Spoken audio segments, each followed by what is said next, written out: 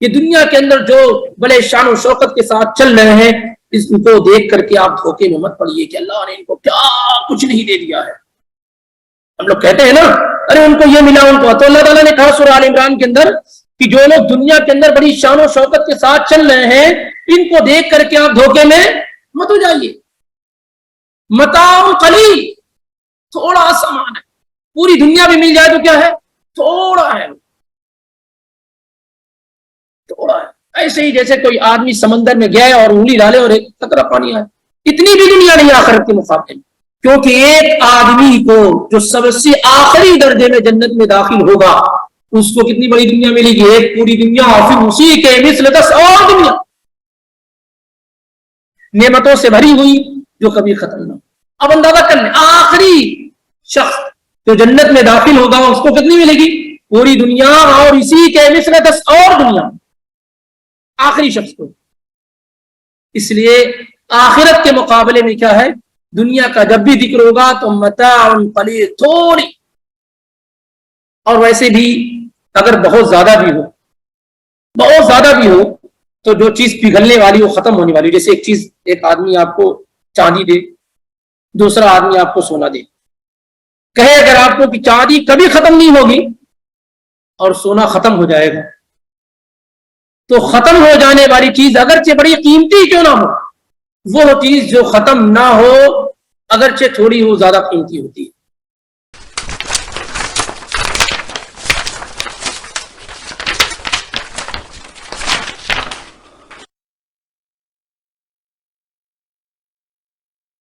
السلام علیکم ورحمۃ اللہ وبرکاتہ۔ الحمدللہ والصلاة والسلام علی رسول اللہ، واشہد ان لا الہ الا اللہ، واشہد ان محمدا عبدہ ورسولہ، اما بعد۔ قال اللہ تعالی فی کلامہ العظیم، اعوذ باللہ السمیع العلیم من الشیطان الرجیم، وَإِذِ ابْتَلَىٰ إِبْرَاهِيمَ رَبُّهُ بِكَلِمَاتٍ فَأَتَمَّهُنَّ قَالَ إِنِّي جَاعِلُكَ لِلنَّاسِ إِمَامًا قال ومن ذريتي قال لا ينال عهد الظالمين وإذ جعلنا البيت مثابة للناس وأمنا واتخذوا من مقام إبراهيم مصلى وعهدنا إلى إبراهيم وإسماعيل أن طهر بيتي للطائفين والعاكفين والركع السجود وإذ قال إبراهيم رب اجعل هذا بلدا آمنا وارزق أهله من الثمرات من آمن منهم بالله واليوم الآخر قال ومن كفر فأمتعه قليلا ثم أضطره إلى عذاب النار وبئس المصير۔ یہ 3 آیات سورہ بقرہ سے پڑھی گئی ہیں، آیت نمبر 124، 125 اور 126۔ اب یہاں سے اللہ رب العالمین نبی علیہ الصلوۃ والسلام کے ذریعے سے اہل مکہ سے مخاطب ہیں۔ اس سے پہلے کی جو آیات ہم اور آپ پڑھ رہے تو ان میں واضح طور پر یہود و نصارہ سے گفتگو کی جا رہی تھی۔ اب یہاں سے چونکہ اہل مکہ اپنے آپ کو ابراہیم علیہ الصلوۃ والسلام کی طرف منسوب کرتے تھے اور یہ کہتے تھے کہ ہم ابراہیم علیہ الصلوۃ والسلام کے دین پر ہیں، تو یہاں پر اللہ تعالیٰ یہ بتانا چاہ رہا ہے کہ تمہارا جو دعویٰ ہے کہ تم ابراہیم علیہ الصلوۃ والسلام کے دین پر ہو، تو ابراہیم علیہ الصلوۃ والسلام کا طریقہ کیا تھا؟ تمہارے پاس معاملہ یہ ابراہیم علیہ الصلوۃ والسلام کیونکہ عظیم پیغمبر اور نبی ہیں، اس لیے بنی اسرائیل بھی یہ دعویٰ کرتی تھی کہ وہ ہمارے ساتھ ہیں، یہودی ہیں، یہودی کہتے تھے ابراہیم یہودی ہیں، نصارہ کہتے تھے کہ وہ نصارہ ہیں، اور اہل مکہ کہتے تھے کہ ہم ابراہیم علیہ الصلوۃ والسلام کے دین پر ہیں۔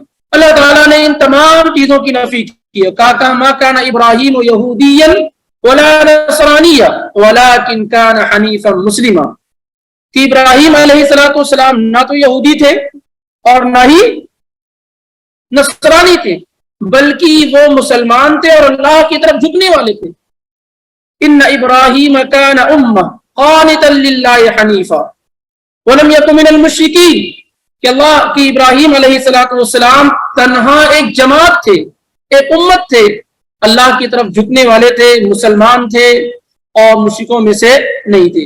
یہ تمام باتیں اللہ تعالیٰ نے یہ بیان کی کہ تمہارا جو طریقہ کار ہے وہ شرک اور کفر سے بھرا ہوا ہے، اور دعویٰ یہ ہے کہ تم ابراہیم علیہ السلام کے دین پر چل رہے ہو۔ اسی کو یہاں یاد دلایا جا رہا ہے کہ وَإِذِ ابْتَلَىٰ إِبْرَاهِيمَ رَبُّهُ بِكَلِمَاتٍ فَأَتَمَّهُنَّ، اور یاد کریں جب اللہ رب العالمین نے، جب ابراہیم کے رب نے انہیں آزمایا۔ یہاں پر دیکھیے یہ کافی تھا کہ وَإِذِ ابْتَلَىٰ إِبْرَاهِيمَ، جب اللہ تعالیٰ نے آزمایا ابراہیم علیہ السلام کو، لیکن ربہ یہ ان کی عظمت، مقام اور مرتبے کو بیان کرنے کے لیے ہے کہ یاد کرو اس وقت جب ابراہیم علیہ السلام کو ان کے رب نے آزمایا، ان کے رب نے آزمایا کن چیزوں میں؟ بکلمات، چند چیزوں میں۔ کلمات سے کیا مراد ہے؟ کئی اقوال مفسرین کے موجود ہیں، کیونکہ ابراہیم علیہ السلام کی جو آزمائش ہوئی ہے وہ مختلف طرح کی آزمائش ہوئی ہے۔ تو کسی نے کسی چیز کو ذکر کیا، کسی نے کسی چیز کو ذکر کیا، کسی نے کسی چیز کو ذکر کیا۔ صحیح بات یہ ہے کہ اس میں ہر طرح کی آزمائش، ہر طرح کا امتحان، ہر طرح کی ابتلا شامل ہے، وہ کسی بھی طرح کی ہو، جیسے آگ میں ڈالا جانا ہو، یا اپنے بیٹے اسماعیل کو ذبح کرنا ہو، یا اپنے بیٹے اور بیوی کو بے آب و گیا سرزمین میں چھوڑنا ہو، یا نمرود سے مقابلہ کرنا ہو، یا اسی طریقے سے اور بہت ساری 80 سال کی عمر میں ختنہ کرنا ہو۔ یہ تمام کی تمام چیزیں ابراہیم علیہ السلام کی دنیاوی آزمائش کا حصہ تھی۔ جن جن چیزوں کا اللہ رب العالمین نے انہیں حکم دیا، ان تمام چیزوں پر ابراہیم علیہ السلام مکمل کھرے اترے۔ اسی کو اللہ تعالیٰ نے یہاں ذکر کیا، وَإِذِ ابْتَلَىٰ إِبْرَاهِيمَ رَبُّهُ بِكَلِمَاتٍ فَأَتَمَّهُنَّ، اور یاد کریں جب ابراہیم علیہ السلام کے رب نے انہیں آزمایا چند چیزوں میں، فَأَتَمَّهُنَّ، تو ان تمام چیزوں میں وہ کھرے اترے، مکمل اترے، فَأَدَّاهُنَّ، یعنی ان تمام چیزوں کو انہوں نے پورا کیا۔ جب اللہ تعالیٰ نے یہ کہا کہ بڑھاپے میں اللہ نے اولاد دی، آپ اپنے بیٹے اسماعیل کو ذبح کر دیں، اس کے لیے بھی وہ تیار ہو گئے۔ اللہ تعالیٰ نے یہ کہا کہ آپ اپنی بیوی اور بچے کو ایک ایسی سرزمین میں جہاں انسان تو انسان، چرند و پرند بھی نہیں تھے، آپ یہاں بے آب و گیا سرزمین پر چھوڑ کر کے چلے جائے۔ وہاں بھی ابراہیم علیہ السلام نے اللہ تعالیٰ کے اس حکم کی اطاعت و فرما برداری کی۔ ان لوگوں نے آپ کو آگ میں ڈالا، آگ میں بھی آپ داخل ہو گئے۔ نمرود نے آپ کو آزمانے کی کوشش کی، وہاں بھی آپ پورے اترے، کھرے اترے۔ 80 سال کی عمر ہوئی، آپ کو ختنہ کرنے کا حکم دیا گیا، جیسا کہ صحیح بخاری میں ہے، تو 80 سال کی عمر میں انہوں نے ختنہ کیا۔ اور اسی طریقے سے بہت ساری آزمائش سے وہ دو چار ہوئے، اور تمام میں وہ کیا ہے؟ پورے اترے۔ وَإِذِ ابْتَلَىٰ إِبْرَاهِيمَ رَبُّهُ بِكَلِمَاتٍ فَأَتَمَّهُنَّ، اور یاد کرے اس وقت کو جب ابراہیم کے رب نے انہیں چند چیزوں میں آزمایا تو وہ انہوں نے اس کو پورا کیا۔ جب آدمی اللہ تعالیٰ کے امتحانات میں کامیاب ہو جاتا ہے، اللہ کی اطاعت و فرمانبرداری کو ہر حال میں بجا لاتا ہے، تو اللہ تعالیٰ اسے مقام و مرتبہ دیتا ہے۔ دنیا میں جتنے بھی امام ہوئے ہیں وہ تمام گھر میں پیدا ہو کر امام نہیں ہوتے ہیں۔ کیا کسی کے یہاں پیدا ہوئے امام کا بیٹا ہے تو امام ہو جائے گا؟ امام کا مطلب اسلامک لیڈر، جو دین کا جانکار ہو، جس کی اتباع و پیروی کی جائے۔ تو یہ جو ہے یہ منصب اس وقت ملتا ہے جب انسان کڑی محنت کرتا ہے، اور اللہ رب العالمین اگر اسے آزماتا ہے تو اس میں وہ کھرا اترتا ہے۔ تو اللہ تعالیٰ نے کہا قال انی جاعلک للناس اماما، اللہ نے کہا کہ میں آپ کو جہان والوں کا امام بنانے جا رہا ہوں، لیڈر، مقتدا، پیشوا اور رہنما بنانے جا رہا ہوں۔ جب تمام آزمائشوں میں پورے اتر گئے، کھڑے اتر گئے، تو اللہ تعالیٰ نے کہا کہ ہم آپ کو جہان والوں کے لیے امام بنانے جا رہے ہیں۔ قال ومن ذریتی، فوراً پکار اٹھے، اے میرے رب، اور میری ذریت میں سے بعض لوگوں کو من استعمال کیا گیا، یہ نہیں کہا کہ قال وذریتی اور میری ذریت، من ذریتی، کیونکہ ابراہیم علیہ السلام جانتے تھے کہ میری ذریت میں سارے لوگ امام اور مقتدا نہیں ہو سکتے، یہ امپاسبل ہے، ناممکن ہے۔ اسی لیے کہا ومن ذریتی، کیا میری ذریت، میری اولادوں میں سے بعض لوگ امام بنیں گے؟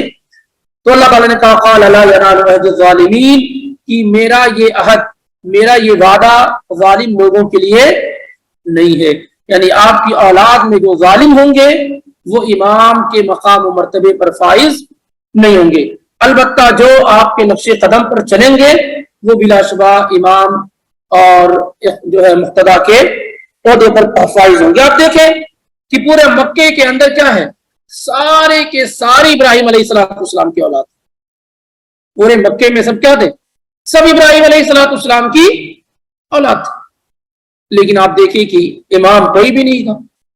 اسماعیل علیہ السلام کے بعد ان کی ذریت میں واضح طور پر کوئی امام اور لیڈر نہیں تھا، جبکہ اسحاق علیہ السلام کی ذریت میں بہت سارے امام ہوئے، بہت سارے انبیاء اور رسول ہوئے۔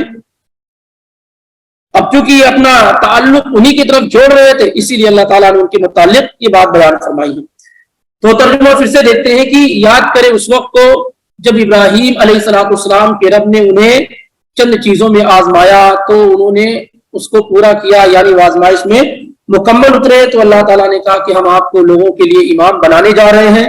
تو ابراہیم علیہ السلام نے کہا اور میری ذریت، تو اللہ تعالیٰ نے کہا کہ میرا یہ وعدہ ان لوگوں کو نہیں پہنچے گا جو ظالم ہوں گے، کیونکہ ابراہیم علیہ السلام کی ذریت میں کیا ہو، من ذریتہ ما محسن وظالم لنفسہ، ابراہیم علیہ السلام کی اولاد میں بعض لوگ اچھا عمل کرنے والے اور بہت سارے ظلم کرنے والے بھی تھے، دونوں طرح کے لوگ موجود تھے، لیکن ابراہیم علیہ السلام نے جو دعا کی تھی اس کا نتیجہ یہ ہوا کہ ان کی ذریت میں نبوت و رسالت کا اور کتابوں کے نازل ہونے کا ایک بہت بڑا سلسلہ چل پڑا، یہاں تک کہ ابراہیم علیہ السلام کو ابو الانبیاء کہا جانے لگا، تمام انبیاء کے والد، تمام انبیاء کے باپ، کیونکہ چند نبیوں کو اگر چھوڑ دیا جائے تو باقی جتنے بھی انبیاء آئے ہیں وہ سب کے سب ابراہیم علیہ السلام کی اولاد میں سے ہیں، سارے کے سارے انبیاء چند کو چھوڑ کر کے ابراہیم علیہ السلام کی اولاد میں سے ہیں۔ اب اس آیت پہ ہم اور آپ اگر غور کریں تو کئی چیزیں ہمارے آپ کے فائدے کی موجود ہیں۔ اب یہ دیکھیں کہ جیسے اللہ تعالیٰ نے یہ کہا کہ میں آپ کا امام بنانے والا ہوں، فوراً کہا کہ میری ذریت، تو ایک سمجھدار انسان، ذمہ دار انسان اپنی اولاد کے متعلق حد سے زیادہ فکر مند رہتا ہے، کبھی ہو ہی نہیں سکتا کہ یہ خیر اور بھلائی کا کام ہو اور اس سے وہ اپنی اولاد کو، اپنی ذریت کو محروم رکھے، یہ نہیں ہو سکتا۔ اگر ایسا ہے تو اس کا مطلب یہ ہے کہ وہ اپنی اولاد سے سچی محبت کرنے والا نہیں ہے۔ مثال کے طور پہ آپ درس میں شریک ہوتے ہیں اور آپ یہ سمجھتے ہیں کہ یہ بہتر چیز ہے اور اپنی اولاد کو اس سے کنارہ اختیار کری ہوتے ہیں، تو اس کا مطلب یہ ہے کہ آپ اپنی اولاد کے ساتھ بہتری چاہنے والے نہیں ہیں۔ اسی لیے فوراً یہ کہا کہ اے اللہ تو مجھے امام تو بنا رہا ہے، لیکن میری ذریت کا کیا ان میں سے بھی امام ہوں گے؟ تو اللہ تعالیٰ نے کہا ان میں سے بھی امام ہوں گے، لیکن وہ لوگ جو ظالم ہوں گے، مشرک ہوں گے، شرک کرنے والے ہوں گے، وہ اس مقام و مرتبے کو نہیں پہنچیں گے۔ یہ بات بھی یاد رہے کہ امام کا جو لفظ ہے وہ پازیٹو اور نیگیٹو دونوں میں استعمال کیا جاتا ہے، پازیٹو اور نیگیٹو دونوں میں، یعنی امام الہدا اور امام الکفر۔ بہت سارے لوگ لیڈر اور امام ہوتے ہیں ہدایت کے، اللہ کی طرف بلانے والے، اور بہت سارے لوگ لیڈر اور امام ہوتے ہیں کس بات کے؟ کفر اور بدعت کی طرف بلانے والے، اور یہ دونوں کا ذکر قرآن کے اندر کیا ہے؟ موجود ہے۔ تو ابراہیم علیہ السلام نے فوراً اپنی ذریت کے لیے دعا فرمائی۔ ایسے ہی سورہ ابراہیم آپ پڑھیں گے تو کیا دعا کرتے ہیں؟ رب اجعلنی مقیم الصلاۃ ومن ذریتی، اے اللہ مجھ کو اور میری ذریت کو نماز قائم کرنے والا بنا۔ ایسے ہی ابراہیم نے دعا کرتے ہیں، ابراہیم علیہ السلام، ابراہیم علیہ السلام اللہ کے نبی صلی اللہ علیہ وسلم کی بات سب سے اعلیٰ اور عرفہ اور اونچے درجے کے پیغمبر ہیں۔ آپ کے بعد سب سے افضل جو نبی اور رسول ہے وہ سیدنا ابراہیم علیہ السلام ہے۔ اتنے اونچے مقام پر پہنچنے کے بعد اگر آپ قرآن کا مطالعہ کریں گے تو جگہ جگہ ان کے ہاتھ اللہ کے ہاں پھیلے ہوئے نظر آئیں گے۔ بڑی دعا کرنے والے پیغمبر کا نام ابراہیم علیہ السلام ہے۔ ان کو امام الموحدین کہا جاتا ہے، तौहीद वालों का इमाम कहा जाता है। तौहीद का जो सबक इब्राहीम अलैहिस्सलाम ने दिया है वो अल्लाह के पैगंबर को छोड़कर बाकी तमाम अंबिया में सबसे ज्यादा निराला, ऊंचा और आला है। अल्लाह ताला ने जिस नबी की पैरवी करने का कुरान में हुक्म दिया है वो इब्राहीम अलैहिस्सलाम है, लेकिन उसके बावजूद देखें कि इतने बड़े मकाम पर तौहीद ही की बुनियाद पे वो फाइज हुए। क्या दुआ करते हैं? वइज़ क़ाला इब्राहीम रब्बि जअल हाज़ल बलद आमिना वजनुबनी व बनिय्य अन नअबुदल असनाम। अल्लाह इस शहर को अमन वाला शहर बना दे, मक्का को, और वजनुबनी और मुझे बचा ले। अपने बारे में कहते हैं वजनुबनी मुझे बचा ले, वो बनिय्य और मेरी औलादों को अन नअबुदल असनाम कि हम बुतों की इबादत करें। सोचे हम और आपके ज़हन दिमाग में बात पैदा नहीं हो पाती है कि हमें बुतों की इबादत से या गैरुल्लाह की इबादत से बचने की दुआ करनी चाहिए। और ये कमी है तौहीद में। जिस आदमी की तौहीद में कमी होती है वो इस तरह की दुआ नहीं करते कि अल्लाह मुझे शिर्क और शिर्क की तमाम चीजों से बचा ले। जब आदमी अपनी तौहीद पे मुतमईन हो जाता है तो इसका मतलब ये है कि शिर्क के दरवाजे उसके पास खुलते हुए नजर आते हैं। इसलिए इब्राहीम अलैहिस्सलाम की बड़ी दुआओं में से ये है कि अल्लाह मुझे और मेरी औलाद को बुत परस्ती से बचा ले।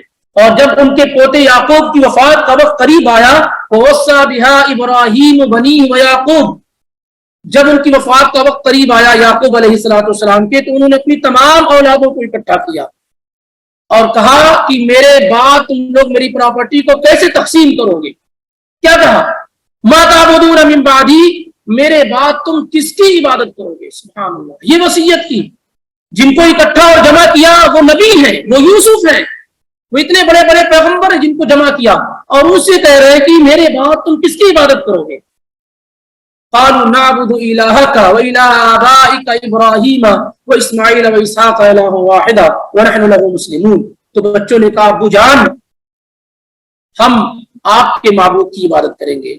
हमारे बाप दादा के जो माबूद थे इब्राहीम के, इस्माइल के, इसहाक के, यानी एक अल्लाह की हम इबादत करेंगे और उसी के फरमाबरदार और मुती बन करके रहेंगे। तो यहां पर देखें बुनियादी चीज, फौरी तौर पर इब्राहीम अलैहिस्सलाम ने दुआ की। जब अल्लाह ताला ने कहा कि एक बड़ा मकाम और पोस्ट आपको देने जा रहे हैं, तो कहा मेरी ज़ुर्रियत का क्या है? तो कहा ज़ुर्रियत उन लोगों को मिलेगा जो जालिम नहीं होंगे। इसलिए अपनी दुआओं के अंदर एक बेहतरीन बाप माँ का किरदार ये होता है कि वो अपनी दुआओं में अपनी ज़ुर्रियत के लिए जरूर शामिल रखे। रब्बना हब लना मिन अज़वाजिना व ज़ुर्रिय्यातिना क़ुर्रता अयुन वजअलना लिलमुत्तक़ीना इमामा। अल्लाह हमारी औलादों को, हमारी बीवियों को हमारी आंखों की ठंडक बना, वजअलना लिलमुत्तक़ीना इमामा, और उनको मुत्तक़ियों का इमाम और लीडर बना। छोटी छोटी दुआ नहीं की जाती है। अपने बच्चों के लिए दुआ की जाए तो ऐसे कि अल्लाह इनको दीन का कायदा और रहनुमा बनाए, जिनके जरिए से दुनिया को फायदा पहुंचे। इतनी इस तरह से दुआ क्या है, बंदे को अपनी औलाद और ज़ुर्रियत के मुतालिक करनी चाहिए। आगे अल्लाह ताला ने कहा, वइज़ जअलनल बैता मसाबतन लिन्नासि व अमना वत्तखिज़ू मिन मक़ामि इब्राहीम मुसल्ला।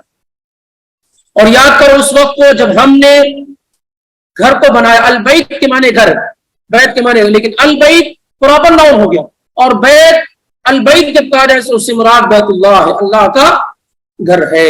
उससे मुराद क्या है? अल्लाह का घर। और याद करो उस वक्त को जब हमने काबा को, बैतुल्लाह को बनाया। मसाबतन, मसाबा दो माना में मुफस्सिरीन ने इस्तेमाल किया है। एक ये कि बार बार आना, और दूसरा सवाब, और दोनों माना दुरुस्त और सही है कि जब हमने बैतुल्लाह को सवाब का और बार बार आने का जरिया बनाया। सवाब इस एतबार से कि आदमी मक्का में जाता है तो सबसे ज्यादा सवाब वही मिलता है। कोई भी अमल करे हरम से ज्यादा उसको सवाब कहीं और। एक नमाज पढ़ता है तो 1,00,000 नमाज के बराबर, एक नमाज पढ़ता है तो 1,00,000 नमाज के बराबर। और इसी तरीके से हज और उम्रा की अदायगी वहां, मजीद ये कि हुदूद हरम के अंदर जो इबादत की जाती है उसका अजर सवाब भी क्या है, बढ़ा दिया जाता है। तो एक तो सवाब, दूसरे क्या, बार बार आना। आमतौर से आदमी किसी भी जगह जाए ایک دو تین مرتبہ جانے کے بعد اس کا دل کیا ہے اس سے ہٹ جاتا ہے. لیکن آپ کتنی مرتبہ جائیں آپ کبھی اس سے اچاٹ نہیں ہوں گے, بددل نہیں ہوں گے. آپ یہ نہیں کہیں گے مجھے کعبہ جانے کی طبیعت نہیں کرے, اب میں نہیں جاؤں گا, بلکہ جس قدر آپ جاتے ہیں آپ کا شوق بڑھتا چلا جاتا ہے, آپ کا شوق کیا بڑھتا چلا جاتا ہے. اسی طرف اشارہ کرتے ہوئے ابراہیم علیہ السلام نے جو دعا کی تھی کہ ربنا انی اسکنت من ذریتی بواد غیر ذی زرع عند بیتک المحرم ربنا لیقیموا الصلاۃ فاجعل افئدة من الناس تهوی الیہم. کہ اے میرے رب لوگوں کے دلوں کے اندر اس گھر کی عظمت کو بیٹھا دے تاکہ یہ اس گھر کی طرف ان کے دل و دماغ کے اندر اس گھر کی عظمت اور اس کی بڑائی کا احساس ہو. تو یہ دونوں ہمارا درست اور صحیح ہے کہ جب ہم نے یاد کرو اس وقت کو جب ہم نے بیت اللہ کو ثواب کا اور اسی طریقے سے بار بار آنے کا لوگوں کے لیے ذریعہ بنایا, وہ امن اور پیس کی جگہ بنا دی. ثواب کی بھی جگہ ہے, بار بار آنے کا دل بھی چاہتا ہے, اور مزید یہ کہ امن و امان کی جگہ. اتنا امن و امان ہے کہ انسان تو انسان, جانور تو جانور, درخت شجرہ حجر سب لوگوں کی چیزیں محفوظ ہیں. حتیٰ کہ حدود حرم کے اندر نہ درخت اکھاڑا جائے گا, نہ درخت کاٹا جائے گا, نہ کسی جانور کا شکار کیا جائے گا. انسانی جانیں تو چھوڑیں, حدود حرم کی تمام چیزیں کیا ہے امن و امان میں. ومن دخلہ کان آمنا, اللہ تعالیٰ نے کہا کہ جو حدود حرم میں داخل ہو گیا وہ امن و امان میں آ گیا, اب اسے کوئی چیز نقصان نہیں پہنچا سکتی ہے. اور ابراہیم علیہ السلام نے دعا بھی کی, وَإِذْ قَالَ إِبْرَاهِيمُ رَبِّ اجْعَلْ هَٰذَا بَلَدًا آمِنًا, اے اللہ اس شہر کو امن والا شہر بنا. وَإِذْ قَالَ إِبْرَاهِيمُ رَبِّ اجْعَلْ هَٰذَا الْبَلَدَ آمِنًا, اے اللہ اس شہر کو امن والا شہر بنا دے. چنانچہ آپ دیکھیں گے کہ پورا حدود حرم امن و امان والا ہے, وہاں پر نہ قتل و غارت گیری کی جائے گی, نہ شکار کیا جائے گا, نہ کچھ کیا جائے گا, ساری کی ساری چیزیں منع ہے. تو ہم یاد کرو اس وقت کو جب ہم نے لوگوں کے لیے بیت اللہ کو ثواب حاصل کرنے کا اور امن کا گہوارہ بنا دیا. وَاتَّخِذُوا مِن مَقَامِ إِبْرَاهِيمَ مُصَلًّى, اور بناؤ آپ لوگ مقام ابراہیم کو نماز پڑھنے کی جگہ. یہاں پر مقام ابراہیم سے مراد کیا ہے, اس میں مفسرین کے ہاں تین طرح کے اقوال ملتے ہیں. نمبر ایک, مقام ابراہیم سے مراد وہ جگہ جس کو پتھر جس پر کھڑے ہو کر کے سیدنا ابراہیم علیہ السلام خانہ کعبہ کی تعمیر فرما رہے تھے. نمبر دو, پورا کا پورا حج, مزدلفہ, عرفہ وغیرہ وغیرہ, یہ سب جتنے بھی حج میں ہیں وہ سب کے سب کیا ہے مقام ابراہیم ہے, کیونکہ تمام جگہوں پر ابراہیم علیہ السلام نے اپنی نشانات اور تمام جگہوں پر عبادت کی ہے. تیسری وہ جگہ جو مقام ابراہیم سے جو پیچھے جہاں نماز پڑھتے ہیں اس کو بعض مفسرین نے بیان کیا ہے کہ اس سے مراد یہ ہے کہ مقام ابراہیم کے پیچھے کھڑے ہو کر کے نماز پڑھی جائے. یہ تمام معنی آپس میں درست اور صحیح ہیں. یعنی مقام ابراہیم جس پر کھڑے ہو کر کے ابراہیم علیہ السلام نے خانہ کعبہ کی تعمیر کی وہ بھی مراد ہے کہ اس طرف اس کو وہاں امامت کے لیے جگہ متعین کر لی جائے, وہاں کھڑے ہو کر کے آپ صلی اللہ علیہ وسلم نماز پڑھائے لوگوں کو. یہ بھی ہے کہ جب آدمی طواف کر لے تو مقام ابراہیم کے پیچھے 2 رکعت نماز پڑھے. اور یہ بھی ہے کہ وہ تمام جگہ جو حج سے متعلق ہیں ان تمام جگہوں پر آدمی جب تک جائے گا نہیں تب تک اس کا حج اور عمرہ کیا ہے مکمل نہیں ہو پائے گا. تو یہ ساری کی ساری چیزیں کیا ہے اس میں مراد ہے. اور جو مقام ابراہیم آپ کو نظر آ رہا ہے, عمر بن خطاب رضی اللہ تعالیٰ عنہ زمانے سے یہ چاہا کرتے تھے کہ اللہ کے پیغمبر وہیں کھڑے ہو کر کے نماز پڑھائیں, اسی کو امامت کے لیے ایک خاص کر.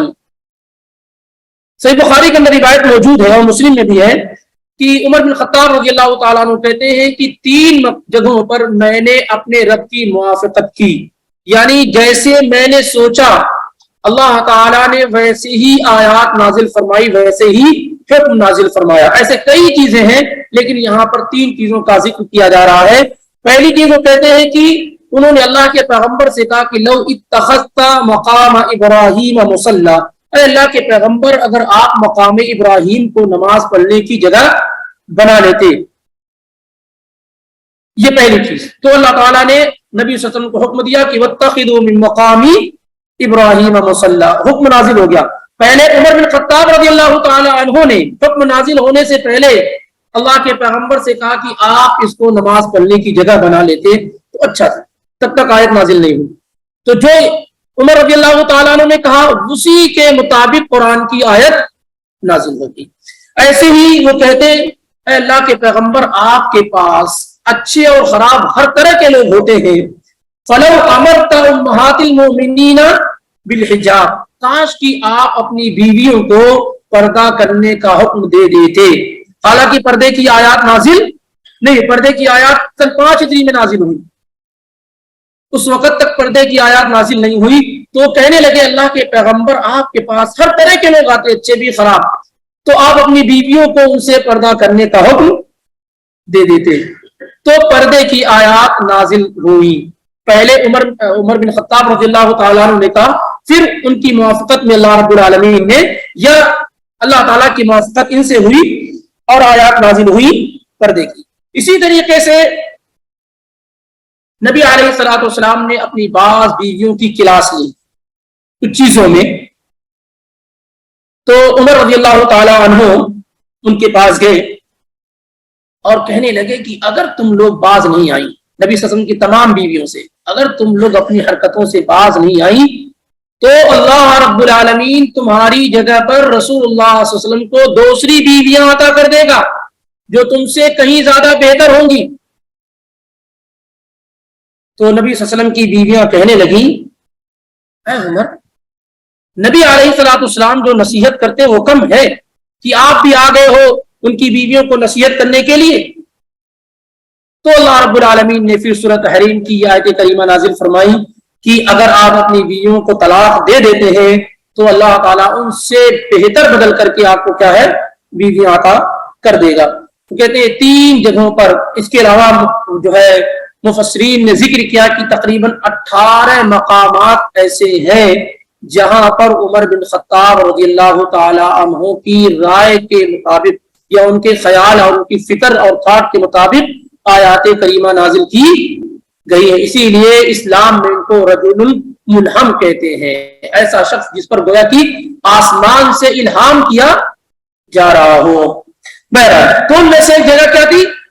مقام ابراہیم کو نماز پڑھنے کی جگہ بنا لی جائے. اور یہ بات درست اور صحیح ہے کہ اللہ کے رسول صلی اللہ علیہ وسلم مقام ابراہیم کے پیچھے نماز پڑھا کرتے تھے. عبداللہ ابن عمر رضی اللہ تعالی عنہما کہتے ہیں قدیم النبی صلی اللہ علیہ وسلم فطاف بالبیت 7. اللہ کے نبی علیہ الصلوۃ والسلام مکہ آئے، آپ نے بیت اللہ کا 7 مرتبہ طواف کیا، خانہ کعبہ کا 7 مرتبہ طواف کیا. وصلی خلف المقام رکعتین، اور مقام ابراہیم کے پیچھے آپ صلی اللہ علیہ وسلم نے 2 رکعت نماز پڑھی. ثم خرج الى الصفا، پھر آپ صفا پہاڑ کی طرف روانہ ہوئے. اور یہی بات اسی طریقے سے صحیح مسلم کے اندر جابر بن عبداللہ رضی اللہ تعالی عنہما سے بھی مروی ہے. تو معلوم یہ ہوا کہ مقام ابراہیم کی طرف یا وہاں کھڑے ہو کر کے نماز پڑھانی چاہیے. مزید یہ کہ مقام ابراہیم یہ وہ جگہ ہے جہاں پر جب بھی آپ رات و دن کے کسی بھی حصے میں فرض طواف ہو، نفلی طواف ہو، کبھی بھی طواف سے فارغ ہو تو 2 رکعت اگر آپ کو موقع ملے تو مقام ابراہیم کے پیچھے نماز پڑھیں. یہ بات یاد رہے کہ خانہ کعبہ میں کسی بھی وقت نماز پڑھی جا سکتی ہے، اور یہ 2 رکعتیں جب بھی آدمی طواف کر کے فارغ ہو ہر حال میں اسے چاہیے کہ پڑھے. ہر حال کا مطلب یہ مستحب ہے، سنت مؤکدہ ہے، طواف کے ساتھ 2 رکعت یہ نماز کیا ہے پڑھنی چاہیے رات اور دن کے کسی بھی حصے میں. اور ایک آدمی اگر مکہ کے اندر داخل، کعبہ کے اندر داخل ہوا ہے تو وہ ڈائریکٹ طواف شروع کر سکتا ہے، اس کے لیے تحیۃ المسجد ضروری نہیں ہے. اور جیسا کہ دوسرا قول ذکر کیا گیا ہے کہ پورا حرم مراد ہے اس سے، یعنی حدود حرم اور جو کچھ منی مزدلفہ وغیرہ وغیرہ ساری چیزیں، اور یہ بھی کیا ہے، یہ بھی درست اور صحیح ہے، یہ بھی درست اور صحیح ہے۔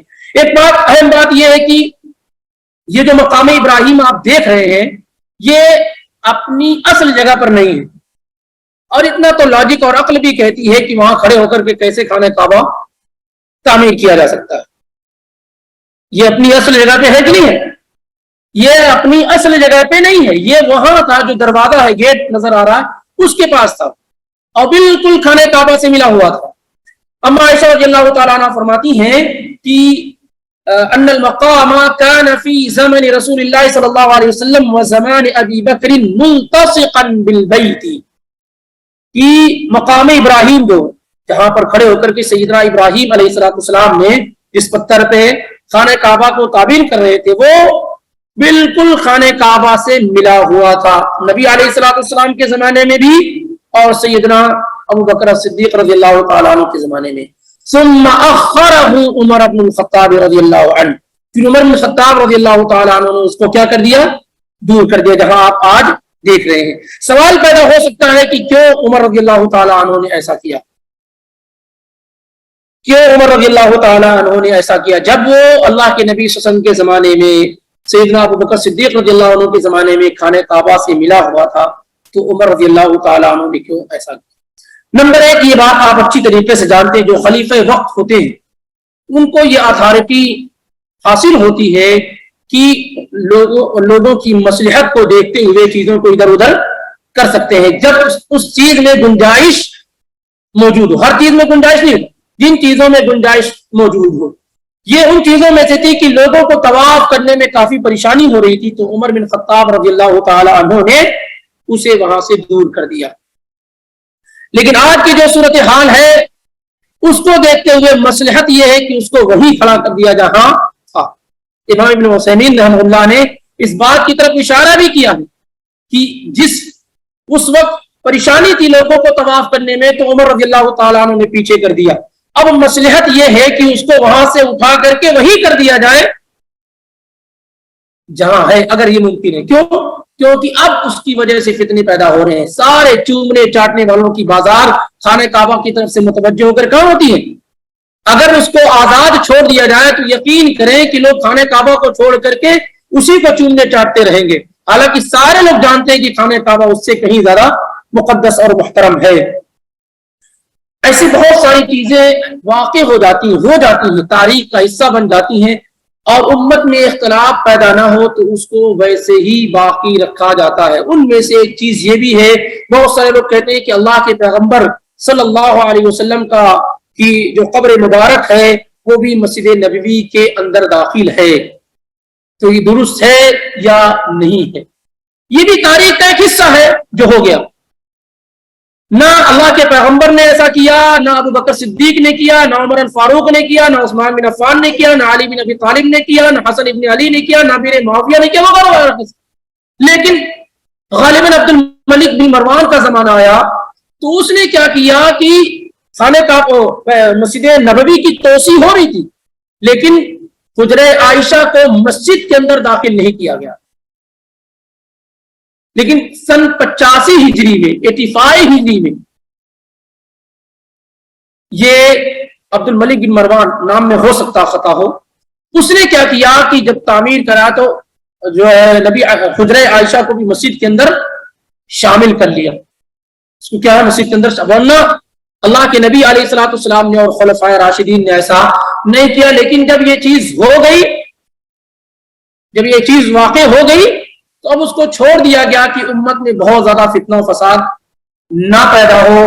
جیسے حتیم کا جو علاقہ ہے، حتیم وہ خانہ کعبہ کا حصہ ہے، اللہ کے پیغمبر یہ چاہتے تھے کہ اسے ویسے ہی بنا دیا جائے جیسے ابراہیم علیہ السلام نے بنایا تھا، لیکن آپ اس ڈر کی وجہ سے کہ لوگ نئے نئے مسلمان ہوئے ہیں، خانہ کعبہ کو توڑوں گا تو کوئی بوال نہ کر لیں، اس لیے آپ اس سے باز آ گئے۔ ورنہ آپ چاہتے تھے کہ خانہ کعبہ کا 2 گیٹ ہو جائے، ایک داخل ہونے کا اور دوسرا نکلنے کا۔ جب عبداللہ ابن زبیر رضی اللہ تعالیٰ عنہ کی حکومت آئی اور حجاز میں ان کی حکومت تھی، تو انہوں نے खाने काबा को वैसे ही बना दिया जैसे अल्लाह के नबी अलैहिस्सलाम इरादा रखते थे। लेकिन चूंकि अब बादशाहत होती है, दूसरा बादशाह आया, उसने गिरा दिया। उसने क्या किया? गिरा दिया। फिर तीसरा आया, फिर वैसे ही बनाना चाह रहा है जैसे अल्लाह के नबी सल्लल्लाहु अलैहि वसल्लम चाहते थे। तो इमाम मालिक के पास गए, तो इमाम मालिक ने कहा कि ऐसे तो सरकारें और हुकूमतें गिरती रहेंगी और अल्लाह के घर के साथ भी छेड़छाड़ किया जाता रहेगा, बनाएगा दूसरा आएगा गिराएगा। तो कहा कि जैसे है वैसे छोड़ दो। तब से आज तक उसको वैसे छोड़ दिया गया है। वरना इस वक्त क्या पैसों की कमी है? वो हतीम का जो इलाका है उसे अल्लाह के नबी मुकम्मल उसकी दीवार, क्योंकि मुशरिकीन मक्का का पैसा घट गया था तो ऊंची ही की जा सकी। अब वो मुकम्मल क्या है? वो हतीम जो है वो खाने काबा है। मजीद आप ये चाहते थे 2 गेट हो, वो भी नहीं है। और मुशरिकीन मक्का ने बहुत ऊंचा बना दिया था गेट। अब तो गेट ऐसा है कि आपके सर के ऊपर तो गेट है उसका। तो चाहते थे गेट उन लोगों ने ऊपर कर दिया था कि ताकि जिन लोगों को हम चाहें उन्हीं लोगों को चढ़ा सके। ये सब अल्लाह के नबी अलैहिस्सलाम की चाहत के मुताबिक नहीं। बहरहाल बातें ऐसे जिम्नन आ गई। ये बताना चाह रहे हैं कि कभी कभार ऐसा होता है कि एक चीज उससे ज्यादा अफजल और बेहतर होती है, लेकिन फितना और फसाद से बचने के लिए कभी कभार मफजूल पर अमल किया जाता है। अलमुहिम, तो मकाम इब्राहिम वो अपनी असली जगह पर नहीं है, बल्कि उमर बिन खत्ताब रज़ियल्लाहु ताला अन्हु ने उसे पीछे कर दिया था। और उसका मतलब वही है कि उसी पत्थर पे खड़े होकर के सैयदना इब्राहिम अलैहिस्सलाम खाने काबा की तामीर कर रहे थे। और अजीब इत्तिफाक यह है कि इतने बड़े पैगंबर हैं, इतने ऊंचे और आला दर्जे के पैगंबर हैं, लेकिन किसी भी रिवायत के मुतालिक मुझे इल्म नहीं है कि अल्लाह के पैगंबर ने उसे चूमने और चाटने का हुक्म दिया हो। उसी जगह पे हजरे अस्वद से बिल्कुल मिला हुआ वो हिस्सा है। हजरे अस्वद को हर तवाफ में चूमने की बात कही गई, तवाफ के हर चक्कर में चूमने की बात कही गई, लेकिन पैगंबर सल्लल्लाहु अलैहि वसल्लम ने उस बेहतरीन मकाम को जो सैयदना इब्राहिम अलैहिस्सलाम के पैरों के निशानात हैं, उसके चूमने छूने वगैरह की कोई बात बयान नहीं फरमाई। आगे चलते हैं। वइज़ जअलना बैत मसाबतन लिन्नास व अमना वत्तखिज़ू मिन मक़ामी इब्राहीम मुसल्ला व अहिदना इला इब्राहीम व इस्माईला। अहद कहते हैं किसी चीज का पुख्ता एग्रीमेंट लेना। आपसे मेरा अहद है, आपसे मेरा मुआहिदा है, एग्रीमेंट है। क्या वो बात जो बिल्कुल मजबूती और ताकीद के साथ कही जाए। तो अल्लाह ताला ने कहा आहिदना, और हमने पुख्ता अहद लिया किससे? इला इब्राहीमा व इस्माईला, इब्राहिम और इस्माईल दोनों से। किस बात का? अंतहीरा बैतिया लित्ताइफीना वल आकिफीना व रुक्कई सुजूद, कि तुम दोनों पाक को साफ कर दो मेरे घर को, पाक को साफ रखो मेरे घर को। दोनों तरह की पाकी, एक कुफ्र व शिर्क और दूसरी आम गलाजतों और गंदगियों से। हर तरह से मेरे घर को पाक रखो। किन लोगों के लिए? लित्ताइफीना, तवाफ करने वाले लोगों के लिए, वल आकिफीना, और एतिकाफ करने वाले लोगों के लिए, वर रुक्कई सुजूद, रुकू और सजदा करने वाले लोगों के लिए। यानी ये कहा जा रहा है कि इस घर को बिल्कुल पाक व साफ रखा जाए। और अल्हम्दुलिल्लाह जब से अल्लाह के नबी अलैहिस्सलाम का जमाना आया, उसके बाद से आम तौर से चंद दिनों को छोड़ दिया जाए तो खाने काबा को हमेशा साफ सुथरा और बेहतर रखा गया। और हर बादशाह ने तकरीबन ये कोशिश की कि खाने काबा को बेहतर से बेहतर किया जा सके। लेकिन ये बात याद रहे कि बेहतर करने में जो फजूल खर्च है, जो तकल्लुफात है, उसकी शरीयत कहीं भी इजाजत नहीं देती, चाहे वो अल्लाह का घर हो या कुछ भी हो। जैसे मसाजिद के अंदर बड़े बड़े झूमर लगाए जाते हैं, बड़े कीमती कीमती चीजें लगाई जाती हैं, ये तकल्लुफात है, इसका हुक्म अल्लाह ताला ने नहीं दिया। मस्जिदों को बिलाशुबा पाक साफ रखा जाए और उसको मुअत्तर रखा जाए खुशबुओं से वगैरह वगैरह। लेकिन ये कि बहुत सारी एडिशनल चीजें मस्जिदों में जो तकल्लुफात के नाम पर रखी गई वो अल्लाह के हुक्म में नहीं है, ना वो मस्जिद की पाकी और सफाई में वो शामिल है, बल्कि कहीं ना कहीं वो क्या है? नुकसानदेह और खतरनाक भी है। बहरहाल तो अल्लाह ताला ने इब्राहिम और इस्माईल अलैहिस्सलाम तस्लीम से इस बात का पुख्ता अहद दिया कि तुम दोनों मेरे घर को طواف کرنے والے لوگوں کے لیے، اعتکاف کرنے والے لوگوں کے لیے اور رکوع اور سجدہ کرنے والے لوگوں کے لیے بالکل پاک و صاف رکھو گے۔ آگے اللہ رب العالمین نے بیان کیا، آگے کی جو آیت ہے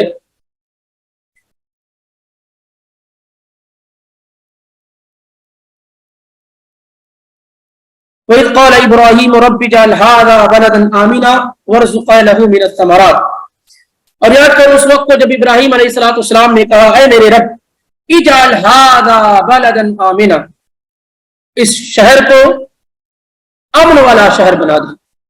اور یہی دعا سورہ ابراہیم میں بھی ہے کہ وَإِذْ قَالَ إِبْرَاهِيمُ رَبِّ اجْعَلْ هَٰذَا الْبَلَدَ آمِنًا، کہ اللہ تعالیٰ اس شہر کو کیا ہے، امن والا شہر بنا لے۔ وَارْزُقْ أَهْلَهُ مِنَ الثَّمَرَاتِ من آمن منهم باللہ والیوم الآخر، اور ان لوگوں کو پھلوں کی روزیاں دے جو ایمان لائیں ان میں سے اللہ پر اور قیامت کے دن پر۔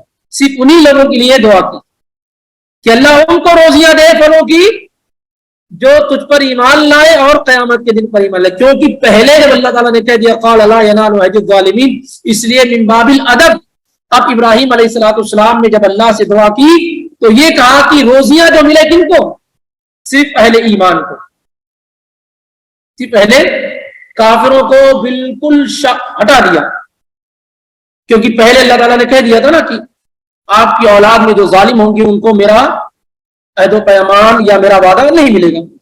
تو اللہ تعالیٰ نے کہا قال ومن کفر فامتعه قلیلا ثم اضطره الى عذاب النار وبئس المصیر۔ یہ دعا ابراہیم علیہ السلام کی ہے کہ صرف اہل ایمان کو روزیاں دے، لیکن اللہ تعالیٰ نے کہا نہیں، ومن کفر، جو کافر بھی ہوں گے کفر کریں گے، فامتعه قلیلا، میں انہیں بھی تھوڑا فائدہ دوں گا، یعنی پوری دنیا نہیں دوں گا، پورے پھل نہیں دوں گا۔ کبھی بھی جب آخرت کے مقابلے میں جب دنیا کا ذکر ہوتا ہے تو دنیا کو تھوڑا ہی کہا گیا، کہیں بھی زیادہ نہیں کہا گیا۔ آخرت کے مقابلے میں دنیا کو زیادہ کہنا بے وقوفی، اسی لیے اللہ تعالیٰ لا یغرنک تقلب الذین کفروا بالبلاد متاع قلیل ثم مأواہم جہنم وبئس المہاد۔ یہ دنیا کے اندر جو بڑے شان و شوکت کے ساتھ چل رہے ہیں، اس کو دیکھ کر کے آپ دھوکے میں مت پڑیے کہ اللہ نے ان کو کیا کچھ نہیں دے دیا ہے۔ ہم لوگ کہتے ہیں نا ارے ان کو یہ ملا ان کو، تو اللہ تعالیٰ نے کہا سورہ آل عمران کے اندر کہ جو لوگ دنیا کے اندر بڑی شان و شوکت کے ساتھ چل رہے ہیں ان کو دیکھ کر کے آپ دھوکے میں مت ہو جائیے۔ متاع قلیل، تھوڑا سامان ہے، پوری دنیا بھی مل جائے تو کیا ہے، تھوڑا ہے، تھوڑا ہے۔ ایسے ہی جیسے کوئی آدمی سمندر میں گیا اور انگلی ڈالے اور ایک قطرہ پانی آئے، اتنی بھی دنیا نہیں آخرت کے مقابلے میں، کیونکہ ایک آدمی کو جو سب سے آخری درجے میں جنت میں داخل ہوگا اس کو کتنی بڑی دنیا ملے گی، ایک پوری دنیا، اور پھر اسی کے مثل 10 اور دنیا نعمتوں سے بھری ہوئی جو کبھی ختم نہ ہو۔ اب اندازہ کر لیں آخری شخص جو جنت میں داخل ہوگا اس کو کتنی ملے گی، پوری دنیا اور اسی کے مثل 10 اور دنیا، آخری شخص کو۔ اس لیے آخرت کے مقابلے میں کیا ہے، دنیا کا جب بھی ذکر ہوگا تو متاع قلیل، تھوڑی، اور ویسے بھی اگر بہت زیادہ بھی ہو، بہت زیادہ بھی ہو تو جو چیز پگھلنے والی وہ ختم ہونے والی، جیسے ایک چیز، ایک آدمی آپ کو چاندی دے، دوسرا آدمی آپ کو سونا دے، کہے اگر آپ کو کہ چاندی کبھی ختم نہیں ہوگی اور سونا ختم ہو جائے گا، تو ختم ہو جانے والی چیز اگرچہ بڑی قیمتی کیوں نہ ہو، وہ چیز جو ختم نہ ہو اگرچہ تھوڑی ہو زیادہ قیمتی ہوتی ہے۔ نہیں سمجھ پا رہے نا، دنیا میں اگر سب کچھ بھی مل جائے تو کیا ہے، اس کا ایک لمٹ ہے، اور آخرت میں تھوڑا بھی ملے گا تو کیا ہے، کبھی ختم نہیں ہوگا۔ تو وہ چیز، وہ نعمت جو تھوڑی ہو کبھی ختم نہ ہو، وہ اس نعمت سے بہتر ہے جو بہت زیادہ ہو اور ختم ہو جائے، اور بہت زیادہ ہو ختم ہو جائے۔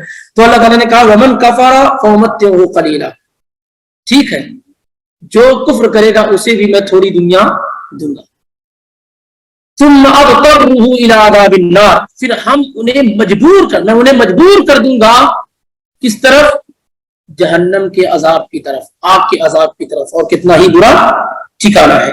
تو یہاں پر ابراہیم علیہ السلام نے دعا کی کس کے لیے، اس شہر کے لیے اور شہر میں بسنے والے تمام ایمان والے لوگوں کے لیے اسی کا نتیجہ ہے کہ پورے مکے میں کھیتی ہوتی تو ہوتی نہیں ہے، لیکن انواع و اقسام کے لذیذ پھل کیا ہے آپ کو ہر موسم میں مل جائیں گے۔ اور اسی طریقے سے ابراہیم علیہ السلام نے مکہ کو حرمت والی جگہ قرار دیا، وہاں یہ ساری کی ساری چیزیں منع ہے کہ آدمی قتل و غارت گری کرے وغیرہ وغیرہ، جو حدود حرم ہے۔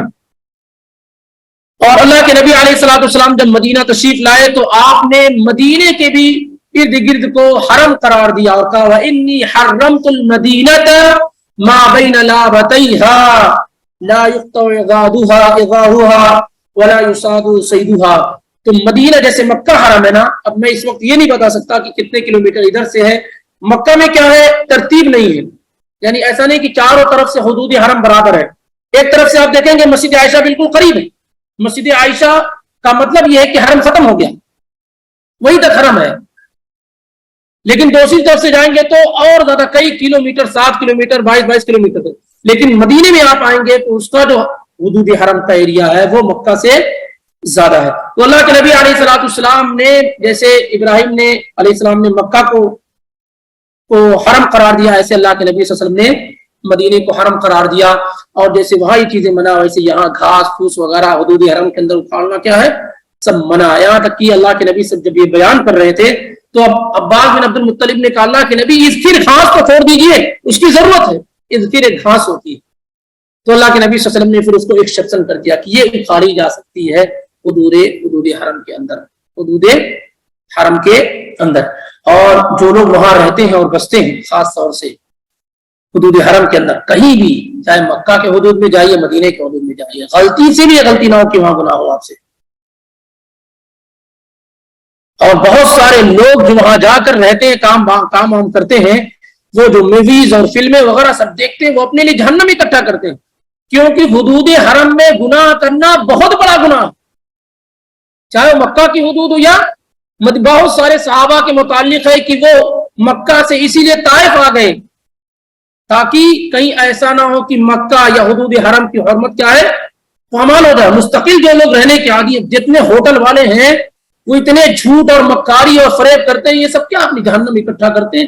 حدود حرم کے ایریے میں رہ کر کے جھوٹ فریب سب کچھ ہوتا ہے، اور لوٹتے ہیں ٹیکسی والے حج کے دنوں میں، یہ سب بڑے بڑے مجرمین اللہ کے ہیں، سب بڑے بڑے مجرمین ہیں، ان کے انہی عمل کی وجہ سے جہنم میں داخل کر دی جائے، کیونکہ وہاں تو یہ کہا گیا کہ جانوروں کو تکلیف نہ پہنچائی جائے، درخت اور شجر نہ اکھاڑے جائیں، اور تم بیچارہ حاجی جو اللہ کا مہمان آتا ہے اس کو تم لوٹ لیتے ہو، بالکل 10-20 ریال کی کرائے کی جگہ پہ 200 300 ریال مانگتے، جتنا بیوقوف نظر آتا ہے اس قدر ڈیمانڈ کر دیتے ہیں۔ تو اصل میں ان کو اس کی حرمت کا اندازہ نہیں ہوتا ہے کہ وہ کس سرزمین پر ہے، روئے زمین کی سب سے مقدس سرزمین پر ہوتے ہوئے اور اس طرح کا جرم اور انیائے کرتے ہیں۔ تو ہم اور آپ کو چاہیے کہ کبھی بھی مکہ یا مدینہ کی حدود میں اگر ہم ہوں تو ہر طرح کے جھوٹ فریب مکر وغیرہ سے کیا ہے پرہیز کریں، بالکل لیا پرہیز کریں۔ اگر آپ ایسا نہیں کر سکتے ہیں تو آپ وہاں سے بھاگ جائیے اور باہر جا کے ہوٹل لیجئے جو حدود حرم سے باہر نکلا ہوا ہے، یہ بہت نہایت ضروری ہے۔ تو اللہ کے نبی علیہ السلام نے بھی مدینے کے بعض ایریے کو حدود حرم قرار دیا اور وہاں کے لیے بھی دعا آپ صلی اللہ علیہ وسلم نے فرمائی۔ یہاں پر یہ ہو گیا نا کہ قال ومن كفر فامتعه قليلا ثم اضطره الى عذاب النار وبئس المصير، اور کتنا ہی برا ٹھکانہ ہے۔ یہاں پر دیکھیں ابراہیم علیہ السلام دعا کر رہے ہیں نا، اور یہاں سے مستقل ان کی دعا ہے، یہاں سے ابراہیم علیہ السلام کی مستقل بڑی اہم دعا ہے۔ آدمی کتنے ہی بلندی پہ کیوں نہ پہنچ جائے، کتنے ہی بڑے مقام پہ کیوں نہ پہنچ جائے، کبھی بھی وہ دعا سے بے نیاز نہیں ہو سکتا ہے۔ آپ یہ نہ کہیں کہ میرے پاس تو اللہ کا دیا ہوا سب کچھ ہے، کیا مانگوں اس سے۔ آپ دیکھیں کتنے بڑے مقام پر فائز ہیں، اس کے بعد بھی دعا کر رہے ہیں رب جعلنی مقیم الصلاۃ رب وجنبنی وبنی ان نعبد، کتنی دعائیں کرتے ہیں ابراہیم علیہ السلام۔ آپ سورہ ابراہیم پڑھیں، یہاں پڑھیں کس قدر دعائیں کرتے ہیں۔ اتنے بڑے مقام پر فائز ہونے کے بعد یہ ڈگری مل گئی اللہ کی طرف سے کہ میں نے سارے جہان والوں کے لیے آپ کو امام چن لیا ہے۔ इत्तबिउ मिल्लत इब्राहीम हनीफा, कयामत तक आपके तरीके की पैरवी की जाएगी।